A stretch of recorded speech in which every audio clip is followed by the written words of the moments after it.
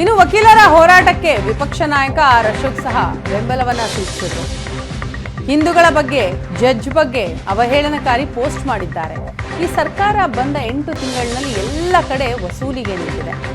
SP DC ಅಂತಂದ್ರೆ ಇರುವ ಗೌರವ ಉಳಿಸ್ಕೊಳ್ಬೇಕು, ಬೀಗ ಹೊಡೆದು ಓಡಿ ಹೋಗೋದೇನಿತ್ತು ಅಂತ ಅಶೋಕ್ ಪ್ರಶ್ನೆ ಮಾಡಿದ್ದಾರೆ. ಯಾರಾದರೂ ಕಳ್ಳರು ಹೋಗಿದ್ರೆ ಸರಿ, ಇವರೇ ಓಡಿ ಹೋದ್ರೆ ಹೇಗೆ?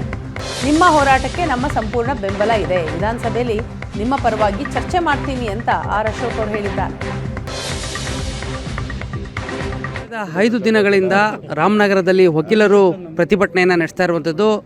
ಪೊಲೀಸ್ ಇನ್ಸ್ಪೆಕ್ಟರ್ ಸಸ್ಪೆಂಡ್ ಮಾಡಬೇಕು ಅನ್ನುವಂಥ ಒಂದು ಒತ್ತಡವನ್ನು ಆಗ್ತಾ ಇರುವಂಥದ್ದು. ಇದೀಗ ಅಹೋರಾತ್ರಿ ಕೂಡ ಪ್ರತಿಭಟನೆಯನ್ನು ವಕೀಲರು ಮುಂದುವರಿಸಿರುವಂಥದ್ದು. ಪ್ರತಿಭಟನೆ ಸ್ಥಳಕ್ಕೆ ಮಾಜಿ ಮುಖ್ಯಮಂತ್ರಿ ಕುಮಾರಸ್ವಾಮಿ ಹಾಗೂ ವಿರೋಧ ಪಕ್ಷದ ನಾಯಕರಾಗಿರ್ತಕ್ಕಂಥ ಆರ್ ಅಶೋಕ್ ಅವರು ಕೂಡ ಭೇಟಿ ಕೊಟ್ಟು ವಕೀಲರ ಪ್ರತಿಭಟನೆಗೆ ಬೆಂಬಲವನ್ನು ಕೊಟ್ಟಿರುವಂಥದ್ದು.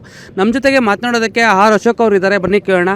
ಸರ್, ಈಗ ಕಳೆದ 5 ದಿನಗಳಿಂದಲೂ ಕೂಡ ಪ್ರತಿಭಟನೆಯನ್ನು ನಡೆಸ್ತಾ ಇರುವಂಥದ್ದು. ಇವತ್ತು ಉಗ್ರ ರೂಪ ಪ್ರತಿಭಟನೆಯಿಂದ ಪಡೆದುಕೊಂಡಿರುವಂಥದ್ದು.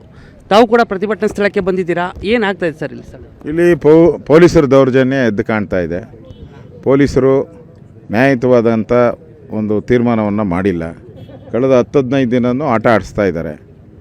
ಸೊ ನ್ಯಾಯ ಕೇಳೋವಂಥ ಪೊಲೀಸ್ ಬಂದರೆ ಅವ್ರ ಮೇಲೆ ಕೇಸ್ಗಳು 40 ಜನ ಲಾಯರ್ಸ್ ಮೇಲೆ ಕೇಸ್ಗಳನ್ನು ಹಾಕಿದ್ದಾರೆ. ಇವತ್ತು ಇಡೀ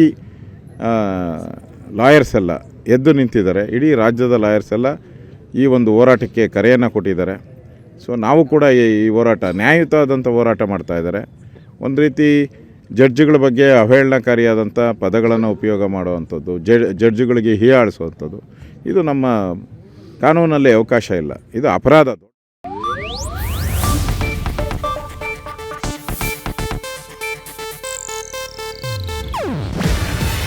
ಇದು ಏಷ್ಯಾನೆಟ್ ನ್ಯೂಸ್ ನೆಟ್ವರ್ಕ್ ಪ್ರಸ್ತುತಿ. ನೀವು ನೋಡ್ತಿದ್ದೀರಾ ಏಷ್ಯಾನೆಟ್ ಸುವರ್ಣ ನ್ಯೂಸ್.